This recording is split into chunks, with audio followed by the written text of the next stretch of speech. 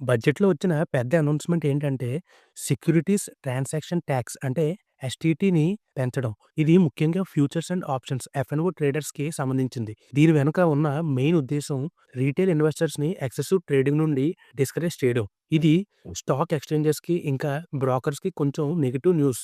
ఎందుకంటే దీనివల్ల trading volumes తగ్గే అవకాశం ఉంది. అలాగే రీటైల్ ట్రేడర్స్‌కి చార్జెస్ కూడా పెరుగుతున్నాయి. కానీ లాంగ్ టర్మ్‌లో చూస్తే ఈ స్పెక్యులేటివ్ లేదా బెట్టింగ్ మైండ్‌సెట్‌ని తగ్గించడానికి ఇదొక మంచి స్టెప్ అని చెప్పాలి. ఉదాహరణకి ఒక ట్రేడర్ 1,00,000 క్యాపిటల్‌తో రోజు ట్రేడ్ చేస్తూ నెలకి 20-22 లక్షలు టర్నోవర్ చేస్తే వాళ్ళకిప్పుడు నెలకి ఎక్స్‌ట్రాగా ఒక 1000-1500 రూపీస్ ఎస్‌టిటి రూపంలో ఖర్చవుతుంది. సో, ఇది కాస్ట్ పెంచిన లాంగ్ టర్మ్‌లో ఫైనాన్షియల్ డిసిప్లిన్‌కి ఇది చాలా అవసరం. దీనిపై మీ ఉద్దేశం ఏంటో కింద కామెంట్స్‌లో చెప్పండి. ఇలాంటి ఫైనాన్స్ రిలేటెడ్ కంటెంట్ కోసం మా ఛానెల్ సబ్స్క్రైబ్ అవ్వండి. వచ్చే వీడియోలో మళ్ళీ కలుద్దాం.